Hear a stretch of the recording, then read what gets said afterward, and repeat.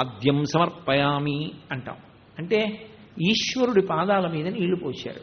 ఆ పాదోదకం ఈశ్వరుడి పాదములు కడుగుతున్నానన్న భావనతో కళ్ళు మూసుకొని సన్నటి ధార నీళ్లు పోస్తుంటే అమ్మవారి పాదములను మానసికంగా కడిగావు. ఉత్తర క్షణంలో నేనేం చేస్తాను? పళ్ళెం తీసి పక్కన పెడతానా? వెంటనే నేను ఆ నీళ్లు కుడి చేతిలో పోసుకొని 3 మార్లు లోపలికి పుచ్చుకుంటానా?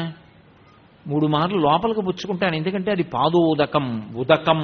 నాకు జన్మ పరంపరలను దాటించగలిగినటువంటి శక్తి అందులో ఉన్నది. సరస్వతి కటాక్షమంతా అందులో ఉన్నది. కటాక్షము నీటిలోకి దిగింది. విద్యుత్ తీగ తెగి నీళ్లలో పడితే ఎలా విద్యుత్తు నీళ్లలోకి వెళ్ళిపోతుందో అలా అమ్మవారి అనుగ్రహ శక్తి నీటిలోకి దిగింది. ఇప్పుడు అది నాకు ఉదకం, పాదోదకం. పాదముల నుండి స్రవించిన నీరు లోపలికి పుచ్చుకుంటాను. అందుకని కదా సమయాన్ని అడిగారు ఆయన. ఎప్పుడమ్మా? అది ఆయన ఆర్తి. అంటే మనసు నిలబడితే కదా అసలు అక్కడ పాదోదకం పుచ్చుకుందామనేటటువంటి తాపత్రయం. మనసు నిలబడలేదు, నీకెలా కలుగుతుంది అది పుచ్చుకుందామని? అసలు మనసు అక్కడ చూస్తే కదా, మనసు దాని యందు లీనం అయితే కదా.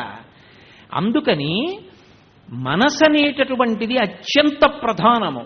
అది అక్కడ ఆ సమయంలో దానికి ఉన్నటువంటి బలం యాంత్రీకరించడం.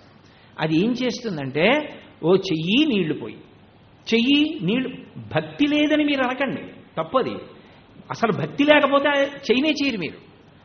భక్తి లేదండి ఆయనకి అని మీరు నిర్ధారణ చేశారనుకోండి, మళ్ళీ అదో తప్పు.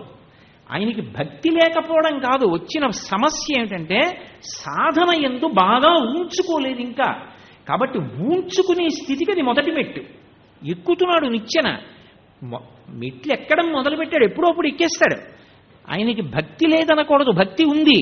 కానీ పండడానికి కావలసిన మార్గం ఎక్కడ అడ్డుకుంటోందో చూసుకోవాలి. అది కృష్ణ పరమాత్మ యొక్క ప్రతిపాదన. అందుకే సావధాన చిత్తుడవుకా అంటారు. సావధాన చిత్తం అంటే వెనక ఒత్తిడి పెట్టుకోవద్దు. నువ్వు ఎంత సమయం చేస్తావో నిర్ణయించుకో ముందు. అసలు నేను ఇదిగో ఈ సమయంలో చేస్తాను కాబట్టి ఆ సమయం దానికే. ఇక నేను ఏ పని చేయడానికి సిద్ధంగా లేను. నేను బాగా పడలిపోయాను, నిద్రపోవడానికి వెళ్ళిపోతున్నాను. సెల్ ఫోన్ దగ్గర పెట్టుకుంటానా? పెట్టుకోను. ఎందుకని? నాకు నిద్ర పట్టిన అరగంటకి అది మోగిందనుకోండి, అయ్యా ఇప్పుడు చేశానేమనుకోకండి, మాట్లాడచ్చా అంటాడు అవతల వాడి సొమ్మేం పోయింది. కానీ నీ నిద్రపోయిందా?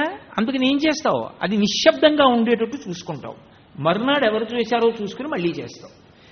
ఏమి నువ్వు నిద్రపోవడానికే అంత జాగ్రత్త తీసుకుంటే నీ జీవుడి అభ్యున్నతి విషయంలో జాగ్రత్త తీసుకోవాలా వద్దా? దానికి సావధానమని పేరు. అందుకే పూజ చేసేటప్పుడు సావధాన్ అని అరుస్తూ ఉంటారు. ఎందుకు అంటే వెనక్కి తీసుకురా, మనస్సుని ఎటో పోతోంది, మళ్ళీ పట్రా అని. ఎంతసేపు ఉందాం అనుకుంటున్నావు అక్కడ, అంతసేపు మనసు అక్కడ పెట్టే ప్రయత్నం చెయ్యవలసిందే. ఇది ఆ మనసు ఏం చేస్తుందంటే ఇంద్రియములను యాంత్రీకరిస్తుంది. ఓ చెయ్యి నీళ్లు పోయి, ఏదో మీరు బుట్టతో తీసుకొచ్చి బోలెడంత తులసి పువ్వులు అక్కడ పెట్టారనుకోండి, ఇలా తీసుకెళ్ళి వేసేస్తుంటాం. ఇలా తీసుకెళ్ళి వేసేస్తుంటే ఈ చెయ్యికి చెప్తుంది, ఓ చెయ్యి ఈ పువ్వు తీయాలి, ఇలా అనాలి. ఓ నోరా, నీకు చెప్పే కదూ నామాలు ఇలా చెప్పాలి, చెప్పు. విశ్వం విష్ణుర్వషట్కారో భూత భవ్య భవత్ ప్రభు వచ్చు కదూ, చెప్పు. నోరు విశ్వం విష్ణుర్వషట్కారో భూత భవ్య భవత్ ప్రభు. మనసు వెళ్ళిపోతుంది అక్కడ, యాంత్రీకరిస్తుంది ఇంద్రియాన్ని. కర్మేంద్రియాలకి ఒక ఆజ్ఞ జారీ చేస్తుంది, పువ్వులు తీసేలా వేసేయి, తులసి తీసేలా వేసేయి. ఓ నోరా నామాలు చెప్పేయి, ఓ కళ్ళ ఇవి చూస్తూ ఉండు, నేను ఎక్కడికో పోతాను. ఇంకొక విషయాన్ని దేన్నో ఆలోచిస్తుంది. ఆలోచించేటప్పుడు అది రజోగుణ సంబంధం కావచ్చు, తమోగుణ సంబంధం కావచ్చు. అప్పుడు వ్యగ్రత పొందుతుంది లోపల, విపరీతమైన వ్యగ్రత పొందుతూ ఇక్కడ కర్మేంద్రియాలు చేస్తాయి. భగవంతుడు అంటాడు, నేను దాన్ని ఉపచారంగా తీసుకోనంటాడు. ఎందుకు తీసుకోనంటాడంటే 3 ఏకీకృతమైతే తప్ప దాన్ని ఈశ్వరుడు ఉపచారంగా తీసుకోడు. మీరు ఎప్పుడు బాగా గుర్తుపెట్టుకోవాలి. 1 వాక్కు, 2 కర్మేంద్రియం, 3 మనస్సు. ఈ 3 సరళ రేఖలోకి వచ్చాయనుకోండి, ఈ 3టితో మీరు చేసింది ఏదుందో అది ఉపచారం అని పిలుస్తారు. ఉదాహరణకి నేను ఆచమనీయం సమర్పయామి అన్నాను అనుకోండి, నేను ఆచమనీయం తీసుకుంటే ఎన్ని మాటలు తీసుకుంటాను? 3 మాటలు తీసుకుంటాను. భగవంతుడికి కూడా నేను ఎన్ని మాటలు ఇవ్వాలి? 3 మాటలు ఇవ్వాలి. ఇప్పుడు నేను ఇలా తమలపాకుతో తీసి ఇలా నీళ్లు చల్లితే ఆయన ఎర్రసిరాతో ఇలా అంటాడు.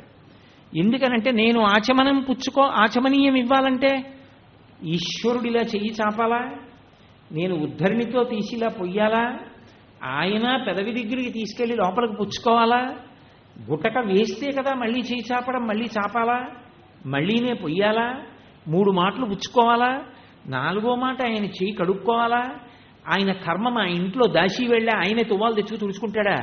నేను నా ఉత్తరీయం తీసి చెయ్యి తుడుచుకోమని మనసుతో భావన చేసి ఆయన చెయ్యి తుడవాలా? ఆ ఒక్క ఉపచారంలో నా మనసు నిలబడిందనుకోండి, ఇచ్చినటువంటి ఆచమనీయం ఒకలా ఉంటుంది. అది నిలబడలేదనుకోండి, తంతు బంగారు పాత్రతో నీళ్లు పట్టుకొచ్చావు, ఏమిటి ఉపయోగం? ఈ 3 ఉన్నాయా అని అడుగుతాడు ఆయన. ఆచమనీయం సమర్పయామి నోటితో చెప్పావు, కర్మేంద్రియం చేత్తో నీళ్లు తీసి పోశావు, తమలపాకుతో ఇలా అన్నావు. ఎలా ఆచమనీయం అవుతుంది? అది 3 మార్లు ఇవ్వలేదుగా. పైగా నువ్వు ఇలా ఇలా ఇలా అంటే నేను ఎక్కడ తాగుతాను? నీకేస్తే అలా తాగుతావా? తాగవుగా. మరి నేను మాత్రం ఎలా తాగుతాను? నీకు మనసు ఎక్కడుందో, ఆలోచన ఎక్కడ చేశావు? అసలు ఆ భక్తి ఏది? భక్తి అంటే ప్రేమ మనసులోంచి ఎక్కడ పుట్టింది? అదొకటి అక్కడ ఉంటే కదా పుట్టడానికి. కాబట్టి నువ్వు చేయలేదా ఉపచారం, తీసేస్తాడు. వీడు అనుకుంటాడు నేను ఇవాళ షోడశోపచారాలతో పూజ చేశానంటాడు. ఈశ్వరుడు అంటాడు ఉపచార భంగం చేశావు, ఉపచారం చేయలేదు. కాబట్టి అది పడదు. ఎందుకు పడదు? మనస్సు లేదు కనుక. నేను చెప్పే మాట మీరు కొంచెం జాగ్రత్తగా పట్టుకోండి. ఇప్పుడు పదార్థం అసలు అక్కడ లేదు, మీరు పూజ ఎలా చేస్తారు? అసలు నీళ్లు లేవు, ఆచమన పాత్ర లేదు, ఆచమన పాత్రలో ఉద్ధరణ లేదు, మీరు ఎలా వేస్తారు చెప్పండి నాకు. కానీ ఒక్కొక్కచో చెప్పాలంటే ఈ చెయ్యి ఏ కారణం చేతనో విపరీతమైన నొప్పిగా ఉంది. ఎంత నొప్పిగా ఉందంటే ఇలా ఉద్ధరిని కూడా పట్టుకోలేదు, అంత నొప్పి చేసింది, ఏదో దెబ్బ తగిలి. కాబట్టి ఒకటి అసలు ఆచమన పాత్ర లేదు, నీళ్లు లేవు, ఉద్ధరణ లేదు, ఉన్నా పట్టుకోవడానికి చేతికి ఓపిక లేదు. అంత దెబ్బ తగిలి అంత నొప్పిగా ఉంది, చెయ్యి ఇలా కూడా పట్టుకోలేకపోతుంది, అడిగిపోతుంది అసలు వస్తువుని చూస్తే.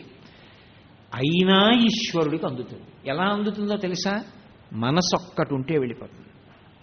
అందుకు మానస పూజ వచ్చింది.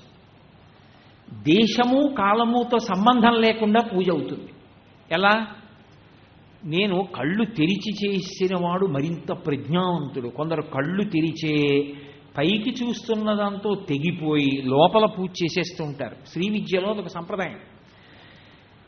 కళ్ళు మూసుకుని అక్కడ నేను ఒక బంగారు పాత్రలో ఉద్ధరిని వేసుకుని మంచి శుద్ధ జలాన్ని పెట్టుకుని నా చేత్తో తీసి స్వామి చేతుల్లో వేస్తే ఆయన 3 మార్లు పుచ్చుకున్నట్టు, 4వ మాట చేతిలో వేసి నేను నా ఉత్తరీయంతో తుడిచినట్టు భావన చేశాను.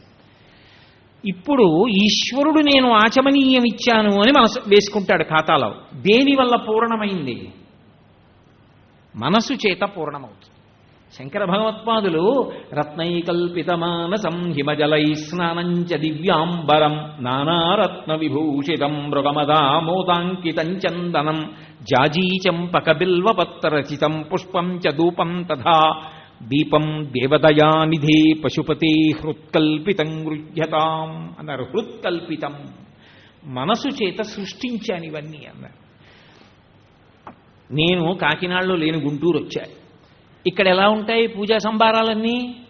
కానీ నేను మనసు చేత భావన చేసి ఈశ్వరుడికి ఇవ్వగలిగాను అనుకోండి, నేను పరిపూర్ణమైనటువంటి పూజ పూర్తి చేసేసినట్టే. మనసు ఒకటి నిలబెట్టగలిగారనుకోండి, శరీర బలహీనతతోటి, దేశముతోటి, కాలముతోటి సంబంధం లేకుండా ఈశ్వరుడికి ఉపచారం అందుతుంది. మనసు ఒక్కటక్కడ లేదనుకోండి, మిగిలినవి ఎన్ని ఉండనివ్వండి, ఉపచారం మాత్రం పూర్తవదు. మిగిలిన రెండింటికి అవదు. మిగిలినవి ఏవి లేకపోయినా మనసు ఒక్కటి ఉంటే అయిపోతుంది. అది దాని బలం. ఏది తిరుగుతుందో దాన్ని మీరు మళ్ళీ ఆ తిరగడాన్ని ఆధారం చేసి ఈశ్వరుడి పాదాల దగ్గర తిప్పారనుకోండి, ఇప్పుడు అది బలమైంది. ఇప్పుడు ఆ తిరగడాన్ని బలహీనతగా మీరు వదిలేశారనుకోండి, దాని ఇష్టం వచ్చినట్టు తిరగడాన్ని అనుమతించారనుకోండి, బలహీనత అవుతుంది. అది జీవుణ్ణి పాడు చేయడం మొదలు పెడతారు. చెదపురుగులు ఎలా తినేస్తాయో, దాని బలహీనత తెలుసుకొని బలంగా మార్చడం చేత కాలేదనుకోండి, అంతే, అదే పాడైపోవడానికి కారణం. ఎంతసేపు చేస్తావు పూజ? ఓ అరగంట చేస్తావు. మరి మిగిలిన 23 గంటల 30 నిమిషాలు అది దానికి కొన్ని భ్రష్టమైన విషయములను పట్టుకోవడం అలవాటు అనుకోండి. పాపం ఎక్కువ పడిపోతోందా, పుణ్యం ఎక్కువ పడుతోందా? మనసు చేత ఈశ్వరుడు ప్రీతి చెందుతూ ఉంటాడు. ఆయన ఎక్కడ చెప్పినా నీ మనసన్న పుష్పాన్ని నా దగ్గర పెట్టు అని చెప్తూ ఉంటాడు. ఇప్పుడు అసలు దాని బలాన్ని, దాని బలహీనతని తెలుసుకుని ఉన్నారనుకోండి, ఇప్పుడు దానికి ఉన్నటువంటి బలమే దాని బలహీనతగా మార్చుకుని పట్టేసుకోవచ్చు. దానికి ఉన్న బలం ఏమిటి? విపరీతమైన వేగంతో వెళ్ళిపోవడం. మంచిదే, నువ్వంత వేగంతో వెళ్ళగలవు కదూ. ఏది కాశీ వెళ్ళు, మొన్ననే కదా వెళ్ళొచ్చాం కాశీ. ఏది చూపించు విశ్వనాథ దేవాలయం ఎలా ఉంటుందో. విశ్వనాథ దేవాలయంలో శివలింగం ఎక్కడుంటుంది? ఎన్ని ద్వారాలున్నాయి? సాయంకాలం ఋషి పూజలో ఏ ఏ ద్వారాల్లోంచి ఎవరెవరు వస్తారు? ఎక్కడెక్కడ కూర్చుంటారు? భస్మాభిషేకం ఎలా జరుగుతుంది? మనం ఎక్కడ కూర్చున్నాం? పాలు ఎలా పోశారు? శివలింగం మీద పాలు ఎలా పడ్డాయి? ద్వారంలోంచి బయటికి ఎలా వచ్చాం? అన్నపూర్ణమ్మ ఏ మూలుంది? ఎక్కడ ఎవరున్నారు? ఏది చెప్పు అన్నారనుకోండి, అందుకు గుళ్ళోకి వెడితే కళ్ళు మూసుకు కూర్చుంటారు కాసేపు.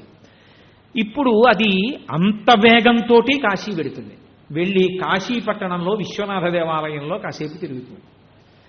ఇప్పుడు ఈశ్వరుడు అంటాడు, నువ్వు కాశీ పట్టణానికి వెళ్ళావు అంటాడు. మీరు కాశీ వెళ్ళొచ్చేసారు. ఏది? గంగానది దగ్గరికి ఎడదాం అన్నారు. మీరు వెళ్ళొచ్చిన కేదార్ ఘాటే పెద్ద మెట్లు, ఆ ఎదురుగుండా దేవాలయం, శివాలయం, కేదారేశ్వరుడు, అభిషేకాలు చేసేవాళ్ళు, మారేడు దళాలు, ఆవు పాలు పట్టుకుని వెడుతున్న వాళ్ళు, వస్తున్న వాళ్ళు, బ్రహ్మాండమైనటువంటి గంగా ప్రవాహం, పిల్లలు పెద్దవాళ్ళు మురిసిపోయి స్నానం చేయడం, మీరు ఆ ఒడ్డున కూర్చుని సంకల్పం చెప్పుకుని అందులోకి దిగి ముక్కు మూసుకుని 3 మాటలు మునక వేసి పైకి లేచి సూర్యోదయం అవుతుంటే సూర్యబింబానికి నమస్కారం చేసి ఒడ్డుకొచ్చి ఒళ్ళు తుడుచుకుని పొడి పంచె కట్టుకుని కూర్చుని చేసుకున్న సంధ్యావందనం మీకు జ్ఞాపకానికి వచ్చింది. మీరు గంగా స్నానం చేసేశారు. ఇప్పుడు దాని వేగం బలమైంది. దానికి ఇంతకుముందు బలహీనత ఏమిటి? పూజ చేసేటప్పుడు అక్కడ ఉండకుండా పారిపోయేది. ఇప్పుడు అది పారిపోగలిగిన దాని శక్తితో మీరు విశ్వనాథుడి దర్శనానికి ఎడతారు కాశీ. ఆ బలంతో మీకు ఎదురుగుండా లేని పూజా మందిరాన్ని మనసులో సృష్టి చేస్తారు.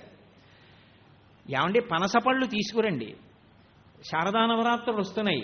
ఒక శుక్రవారం నాడు 1000 పనసపళ్ళు తీసుకొచ్చి గుమ్మలాడిపోతున్న పనసపళ్ళు ఇలా చిన్న పిసరు బద్దలైతే లోపల నుంచి పచ్చటి తొనలు కనపడాలి. ఒక్కొక్క పండు 4 కలిసెత్తాలి. అటువంటి పళ్ళు తీసుకొచ్చి ఒక్కొక్క సువాసినికి మీ దంపతులు పట్టుకెళ్ళి ఇవ్వండి. 600 మంది సువాసినులు కూర్చున్నారు. అందరి దగ్గర అరిటాకేసి అందులో పనసపండు పెట్టారు. అమ్మవారి దగ్గర ఒక 16 పనసపళ్ళు కోసి తొనలు తీసి పెట్టి మీరు మీ భార్య కలిసి అంతమందికి ఇచ్చి ఇంతమంది పనసపళ్ళు అమ్మవారికి నైవేద్యం పెడుతుంటే మీరు తరించండి అన్నారు. దొరుకుతాయా శారదా నవరాత్రులు అని పనసపళ్ళు? కుదురుతుందా? మనసుతో మీరు 10 నిమిషాల్లో చేయొచ్చు. ఇంతమందికి మీ భార్యతో కలిసి మీరు ఇన్ని పనసపళ్ళు ఇచ్చి ఇంతమంది నైవేద్యం పెడుతూ ఉండడాన్ని చూస్తారు. అందులో కలియుగంలో గొప్ప ఏమిటో తెలుసా? మనసుతో త్రికరణ శుద్ధిగా సంకల్పం చేస్తే చాలు, అది చేసేశాడని వాడి ఖాతాలో వేసేస్తాడు. ఇప్పుడు ఏమైంది? మనసు మంచి విషయాన్ని పట్టుకోవడం మీరు అందించగలిగితే దానికి అలవాటైపోతుంది. అందుకే మనసు ఎటువంటిది అంటే పసిపిల్లాడు లాంటిది. పసిపిల్లాడు ఏం చేస్తాడు? నిద్ర లేచాడు అనుకోండి, వాడు ఉత్తినే కూర్చోడు, ఏడుస్తాడు. అమ్మ ఏం చేస్తుంది? వాడిని లాలిస్తుంది. అలా ఎత్తుకు తిప్పగలదా అమ్మ? ఇంట్లో పని చేసుకోవద్దు, కూర్చోపెట్టి వాడికి తీసుకెళ్ళి దోసకాయ ఇస్తుంది. అబ్బా ఎంత బాగుందో చూడన్న, పచ్చగా భలే ఉందే, ఆడుకో అంటే వాడికి అమ్మ మాటలో శబ్దం వింటాడు. ఇదేదో ఆట వస్తువు అనుకుని దాన్ని తీస్తాడు, నోరు పెట్టి కొరుకుదాం అనుకుంటాడు. కింద ఓపన్ను పైన ఓపన్ను. ఆ పళ్ళతో దోసపండు కొరకలేడు, జారిపోతూ ఉంటుంది. అదంతా ఉమ్ము చేసేస్తాడు, కింద పడేస్తాడు, మీద పడేస్తాడు, మళ్ళీ పట్టుకుంటాడు, పాకుతాడు. దాన్ని జాగ్రత్తగా 2 చేతులతో పట్టుకుంటాడు. ఏదో పెద్ద బరువెత్తే వాళ్ళ ఎత్తుతాడు, గుండెల మీద వేసుకుంటాడు, దొల్లుతాడు, పాకుతాడు, అంతా అయిపోతుంది. కాసేపటికి వాడికి జ్ఞాపకానికి వస్తుంది, అమ్మ నన్ను ఏమార్చింది, ఇదేదో వస్తువు ఇచ్చింది. వాడు దాన్ని తోసేసి మళ్ళీ ఏడుపు మొదలెడతాడు అమ్మ దగ్గరికి వెళ్ళి. అమ్మ ఏం చేస్తుంది, అది తీసేసి కత్తెర తీస్తూ ఉంటాడు. కత్తెర తీసుకెళ్ళి పైన పెట్టేసి అమ్మ ఓ చిన్న గిన్నెలో ఏదో మెత్తగా ఉన్నటువంటిది ఏ పంచదార లాంటిదో అక్కడ పెట్టి తిను, తీయగా ఉంటుంది. వాడు సన్నటి వేళ్లతో తీసుకుని ఇలా పోసుకుంటూ ఉంటాడు, తీయగా ఉంటుంది. కాసేపు ఆగి కింద పడిందంతా అలికి నోట్లో పెట్టుకుంటూ ఉంటాడు. అప్పుడు అమ్మ ఏం చేస్తుంది, వచ్చి చేయి తుడిచేసి తడిబట్టతో తుడిచేసి వాడు ఏడుస్తాడు, మళ్ళీ ఇంకో వస్తువు ఏదో ఇస్తుంది. వాడు నిద్రలేచి ఉన్నంతసేపు వాణ్ణి పట్టించుకోలేదనుకోండి అమ్మ, వాడే ఆడుకుంటాడని వదిలేసింది అనుకోండి, వాడు కత్తిపీటో పట్టుకుని చెయ్యో కాలో కోసుకుంటాడు. లేకపోతే మరుగుపాలు అక్కడ ఉంటే వెళ్ళి ఆ పాల గిన్నెలు అవుతాడు, ఒళ్ళు కాలుతుంది. పరమక్షేమకరమైనటువంటి వస్తువు పసిపిల్లవాడికిచ్చి ఏమార్చినట్టే సాధకుడు మనసు యొక్క బలహీనతని బలాన్ని లెక్క పెట్టుకుని దానికి క్షేమకరమైన వస్తువుని ఇవ్వాలి. మీరు ఏ వస్తువు ఇచ్చారో వస్తువునది పట్టుకుంటుంది, దానికి ఉన్న లక్షణం అది. దానికి అలవాటు ఏంటంటే ఏదైనా కానివ్వండి అది పట్టుకుంటుంది. గుడికి వెళ్ళడం అంటే మహా చిరాకండి నాకు అంటాడు మొదట్లో. నువ్వు ఏమైపో నాకు అనవసరం, నీకు అసహ్యమైనా సరే 5 అయ్యేటప్పటికీ నువ్వు గుడికి వెళ్ళవలసిందే ప్రతిరోజు సాయంకాలం. నువ్వు ఎంతసేపు ఉంటావో నాకు అనవసరం, 5ంటికి గుడికి వెళ్ళాలి. ఇప్పుడు ఇదే అభ్యాసయోగేన తతో మామిచ్ఛాప్తుం ధనంజయ అంటాడు గీతాచార్యుడు. అభ్యాసయోగేన మాట వినకపోతే అభ్యాసము కూసు విద్య, మళ్ళీ మళ్ళీ మళ్ళీ మళ్ళీ చేయడం. 5 అయ్యేటప్పటికీ గుడికి వెడతాడు. మొదట్లో చిరాకెత్తిపోతూ వెడుతుంది, అదిగో గుడి తీసుకొస్తున్నాడు, వద్దంటే వినడం అంటుంది. 5ంటికి గుడిలోకి వెళ్ళి ప్రదక్షిణం చేసి రావడం అలవాటైంది. ఓ 20 రోజులు పోతుంది. పోయిన తర్వాత 5 అయింది, గుడిలోకి వెళ్ళాలి కదా అంటుంది. ఇష్టం లేకపోయినా అదే గుర్తు చేస్తుంది. ఓ 3 నెలలు పోయిందనుకోండి, 5 అయ్యేటప్పటికి గుడికి వెళ్ళేవాళ్ళం, ఏమిటో ఇవాళ ఒక్కరోజు గుడికి వెళ్ళకపోతే ఏదోలా ఉంది సుమా, రోజు గుడికి వెళ్ళేవాళ్ళం అంటుంది. ఆ తర్వాత అక్కడ జరుగుతున్న ఉత్సవానికి వెడుతుంది. ఆ తర్వాత ఆ ఉత్సవంలో పాల్గొంటుంది. ఆ తర్వాత ఆ దేవాలయాన్ని నిర్వహిస్తుంది. ఆ తర్వాత ఈశ్వరుడికి తిరుమల తిరుపతి దేవస్థానంలో స్వర్ణరథమే చేయించేస్తుంది.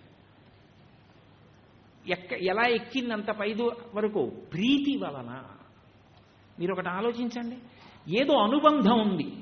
నా ఇంట్లో వాళ్ళకు గొలుసు చేయిస్తే నాకు ఎంత సంతోషమో, నా తల్లికి బంగారు రథం చేసి నా తల్లి ఆ బంగారు రథంలో తిరగాలి. ఆ ఒక్క సంకల్పం పుట్టబట్టి కదూ అంత తాపత్రయపడ్డారు. దానికోసం కదూ అంత శ్రమపడి అంత వ్యూహ నిర్మాణం చేసి దాన్ని తయారు చేసి తెచ్చి పొంగిపోయి. అలాంటిది మనసులో ఊహ కూడా చెయ్యలేని వాడు వస్తే వాడు చూసి సంతోషిస్తాడని తీసుకెళ్లి చూపించి మురిసిపోతున్నారంటే లోపల ఎంత ప్రీతి ఏర్పడింది. అది ఒక్కరోజు రాత్రి వచ్చింది, అది ఒక్కనాటికి రాదు, అబద్ధం. అది క్రమక్రమంగా వికసనాన్ని పొందింది. ఇది అభ్యాసయోగేన తతో. నువ్వు మెల్లిగా అభ్యాసం మొదలుపెట్టు. దాన్ని వశం చేసుకోవాలంటే దానికి ఆధారంగా క్షేమకరమైన వస్తువు ఇవ్వడం మొదలుపెట్టు. ఓ ప్రవచనానికి వెళ్ళు, బాగా సావధానంగా విను. పక్షపాత బుద్ధులతో ఉపన్యాసాలు వినకు, ప్రసన్న హృదయంతో విను. విని నాకు అభ్యున్నతి కొరకు దీనిని నేను ఎలా వాడుకోవాలి అని ఆలోచన చెయ్యి. ఆలోచన చేసి అనుష్ఠాన పర్యంతంలోకి తెచ్చుకో. చక్కగా రామాయణం ప్రతిరోజు నేను ఒక సర్గ చదువుతాను. దాని కొరకు ఆ అరగంట నాది కాదు, ఒక్క సర్గ ఎంతసేపు పట్టనివ్వండి, టీకా తాత్పర్యంతో ఒక సర్గ చదువుకుంటూ ఉంటాను. ప్రతిరోజు రామాయణంలో ఒక సర్గ చదువుతున్నాడు. కొన్నాళ్ళకేమవుతుందంటే ఎక్కడికో వెళ్ళాడు. ఎక్కడికో వెడితే పెద్ద అరణ్యం కనపడింది. ఇంతకుముందు చూశాడు అరణ్యాన్ని, ఇప్పుడు చూస్తున్నాడు అరణ్యాన్ని. ఇప్పుడు అనిపిస్తుంది, ఒరే ఇలా ఉంటుంది కదా, ఇలా నీళ్ల ప్రవాహాలు ఉంటాయి కదా, ఇలా పిట్టలు అరుస్తూ ఉంటాయే, పావులు పాకుతూ ఉంటాయే, కాళ్ళకి చెప్పులు కూడా లేకుండా ధర్మం కోసం 14 ఏళ్ళు ఎలా తిరిగాడు రా రామచంద్రమూర్తి. ఈ అరణ్యంలో తిరగడం ఎంత గొప్ప విషయం రా, ఎలా పర్ణశాల వేసుకున్నాడు. చీకటి పడిపోతే ఎక్కడో అరణ్య మధ్యంలో ఉంటే ఏ పులిలో పెద్ద పెద్ద అరుపులు అరిస్తే అదేం పెద్ద కోట కాదుగా, లోపలికి వచ్చేయచ్చుగా. మహానుభావుడు ఎలా గడిపాడు రా ధర్మం కోసం. ఇచ్చిన ఒక మాటకి ఇన్ని కష్టాలు పడ్డాడా? కష్టం అనుకోలేదు, నేను ధర్మం పాటిస్తున్నానని సంతోషించాడా? ఏమి రామాయణం రా, ఆ రాముడికి వారసున్నా నేను అని అరణ్యాన్ని చూస్తే మీకు రామాయణం జ్ఞాపకానికి వస్తుంది. మనసు ఏమవుతుందంటే రాముడిని అంటుకుంటుంది, అది దాని అలవాటు. ఇప్పటి వరకు దానికి ఆలంబనం లేదు, అది ఏం పట్టుకోవాలో మీరు ఇవ్వలేదు, అది దాని ఇష్టం వచ్చింది పట్టుకుంటుంది. ఇప్పుడు మీరు ఏం పట్టుకోవాలో అందించారు, దాన్నే పట్టుకోవడం మొదలెడుతుంది. ఎక్కడికి వెళ్ళండి అదే పట్టుకుంటుంది. అడవిలో అక్కర్లేదు, మీరు చాలా దూరం నడిచారు, ఏదో 15 కిలోమీటర్లలో క్షేత్రం ఉంది, అద్భుతమైన ప్రకృతి సౌందర్యం అండి, నిజంగా వెడుతున్నంతసేపు అన్నారు. 15 కిలోమీటర్ల నడుద్దాం, ప్రయత్నం చేద్దామండి, తెల్లవారగట్ట 4ంటికి బయలుదేరదాం, పోన్లేండి 10 కాకపోతే 11ంటికి వెడతాం, మెల్లిగా వెడదాం, పోనప్పుడు కూడా వెళ్ళకపోతే సాయంకాలం దర్శనం చేద్దాం, వచ్చేటప్పుడు కారులో వద్దాం, నడిచి వెళ్దాం అన్నారు. నడిచి వెడుతున్నారు. అనేక రకాలైన పక్షులు, పెద్ద పెద్ద చెట్లు, తీగలు, గాలి, పెద్ద పెద్ద సెలయేర్లు కనపడుతున్నాయి. మీకేం గుర్తొస్తుంది? రే రామచంద్రమూర్తి మాట విడిచిపెట్టు, కానీ అసలు నా తల్లి అయోనిజ, జనక మహారాజు గారి పెద్ద కూతురు, సూర్యకిరణం మీద పడనటువంటి తల్లి, మాన్యాగురు వినీతస్య లక్ష్మణస్య గురుప్రియ, ఇది సీతాపి దుఃఖార్త కాలోహి దురతిక్రమ అన్నారే మహర్షి. ఆ సీతమ్మ అంత కోమలమైన పాదాలున్న నా తల్లి భర్త మీద భక్తితో అబ్బా అని ఒక్కరోజు అనకుండా ఎలా నడిచిందిరా ఈ అరణ్యాల్లో, ఎలా వెళ్ళిందిరా నా తల్లి అని మీకు సీతమ్మ జ్ఞాపకానికి వస్తుంది, రాముడు జ్ఞాపకానికి వస్తాడు. మీరు ఎక్కడ ఏది చూడండి మనసులో ఒక పారవస్యం కలుగుతుంది. ఏమి ధర్మమూర్తి, రామాలయానికి వెళ్ళాలని నిలబడ్డారనుకోండి, అబ్బా ఏమి మహానుభావుడు, పరవశించిపోతారు. మీ చేతిలో ఏముందో మీకు అనవసరం, అది ఏదైనా సరే అటువంటి మహానుభావుడికి ఇచ్చి నమస్కరించవలసిందే అనిపిస్తుంది. ఇప్పుడు మనస్సు ఎందుకు తిరుగుతోంది, ఎందుకు పట్టుకుంది? మీరు ఇచ్చారు కాబట్టి ఆలంబనం. రామాయణం ఒక్కటే బరువు అయిందనుకోండి జీవితంలో, ఎందుకు చదువుతున్నావా పేపర్ని చెప్పాగా అందులో ఏమీ లేదని, ఎందుకు మళ్ళీ న్యూస్ పేపర్ అంతా చదువుతున్నావు అంటే చదవకుండా ఉండలేక. వాడు చెప్పాడు ఏం లేదు న్యూస్ ఇవ్వాలని, మరి ఎందుకు చదువుతున్నావు? ఏమీ లేదని నేను కూడా తెలుసుకోవడానికి 2 గంటలు చదువుకోవడం. మరి రామాయణం ఎందుకు చదవవు? జీవితానికి ఉద్ధరణ కదా. అంటే మనసుకి ఆలంబనం ఇవ్వడం అన్నది రాలేదు నాకు జీవితంలో. పసిపిల్లవాణ్ణి పట్టించుకోకుండా వదిలేస్తే ఎంత ప్రమాదమో, మనసుకి క్షేమకరమైన ఆలంబనలు ఇవ్వకపోవడం అంత ప్రమాదకరం. కాబట్టి ఇప్పుడు నేను దానికి క్షేమదాయకమైనటువంటి ఆలంబనాన్ని ఇచ్చాను. ఉదయం వేళ ప్రతిరోజు ఇంతసేపు కూర్చుందాం, మధ్యాహ్నం ఇలా చేద్దాం, సాయంకాలం నాకు ఏమొచ్చు ఏమి రాదు అన్న దాంతో సంబంధం లేదు, నేను ఏది చదువుకున్నానో అది ఒక 2 గంటల పాటు ప్రజలకి చెప్తాను, దానివల్ల నా మనస్సు 2 గంటలు భగవంతుడి చుట్టూ తిరుగుతుంది, చాలు. రోజుకి 2 గంటల తపస్సు చేసుకున్నట్లు నేను ఏదో ఒక నిర్ణయం, కాసేపు ప్రతిరోజు దేవాలయంలోకి వెళ్ళి కూర్చుంటాను, రోజు కాసేపు రామనామం చెప్తాను, ఇంట్లో భార్యతో కలిసి విష్ణు సహస్రమో లలితా సహస్రమో చదువుకుంటాను, ఏదో ఒక నియమం పెట్టుకున్నావు. ఇప్పుడు మనసుకి ఆలంబనం ఇచ్చావు, ఆ వస్తువుని ఆధారం చేశావు. ఇప్పుడు ఆధారం చేస్తే మనసు ఆ వస్తువుని పట్టుకుని దాని యందే ప్రీతి పెంచుకుంటుంది. మీరు ఎప్పుడైనా ఒకటి బాగా, ఈ విషయం నేను చెప్తున్నప్పుడు మీరు బహు అధ్యవసాయంతో పట్టుకోవాలి. భక్తికి ఇతర విషయాలు పట్టుకోవడానికి ఒక పెద్ద తేడా ఉంటుంది. మీరు ఏది పట్టుకోండి కామం అవుతుంది, ఈశ్వరుణ్ణి పట్టుకుంటే భక్తి అవుతుంది.